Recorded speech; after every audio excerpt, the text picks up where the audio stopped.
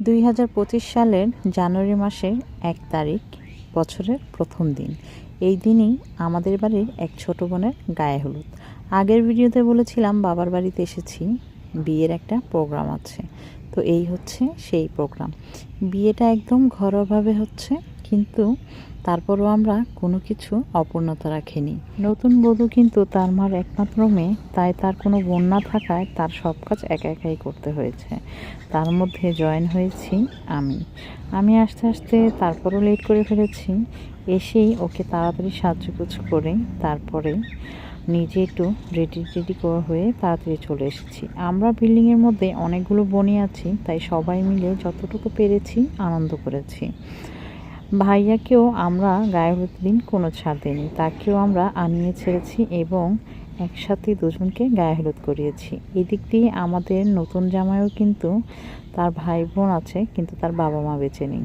তাই আমরা একসাথে থেকেই তাকে তার পারিবারিক আনন্দ দেওয়াটা চেষ্টা করেছি। বিয়ের মধ্যে এই ফুলটা সবসময় পরিয়ে থাকে, তাই জামাইয়ের বড় ভাই বা মা বাবা কেউ না থাকায় আমার হাজব্যান্ডটি যেহেতু তার দুলাভাই হয়, সেই দিক থেকে সে পরিয়ে দিল, আর বধূকে তার নানি এই ফুলটা পরিয়ে দিচ্ছে। এই ফুলগুলো না পড়লে নাকি বিয়েটা অমঙ্গল হয়। কথা কি আসলেই সত্যি নাকি মিথ্যে আমি জানি না। বিয়ের আগে কত কেয়ারিং দেখেন। ভাইয়া ওর হাতটা পড়ে যাচ্ছিল বলে নিচে হাত ধরে আছে। মনে মনে বলতেছিলাম বিয়ের পরে এই কেয়ারিংটা থাকলেই হয়। মুরব্বীদের কত নিয়ম, জানি না কেন এই নিয়মগুলো পালন করে। বিধবারা নাকি এইগুলো ধরতে পারে না, যেহেতু আন্টিরও হাজব্যান্ড নেই, তাই যাদের হাজব্যান্ড আছে তারাই শুধু এই কুলাগুলো ধরতে পারে। সেই দিক থেকে তারা এই নিয়ম কানুনগুলো শেষ করলো।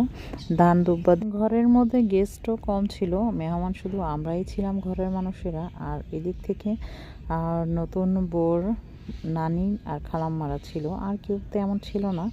আমরাই বাড়ির সবাই মিলে সবাই একটু টুকিটাকি আনন্দ করলাম।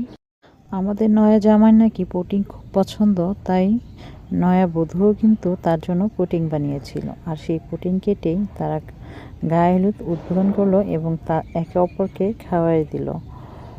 আসলে বিয়ের আনন্দ এগুলোই হচ্ছে এক ধরনের স্মৃতি, সারা জীবনের স্মৃতি ধরেই আসলে কাটিয়ে দেওয়া যায়। বিয়ের শাড়ি, বিয়ের গহনা, বিয়ের সব কিছু নিয়েই কিন্তু এক ধরনের স্মৃতি থাকে। এই স্মৃতিগুলো নিয়েই যেন সারা জীবন পার করে যায়, আর মানুষটা তো আছেই।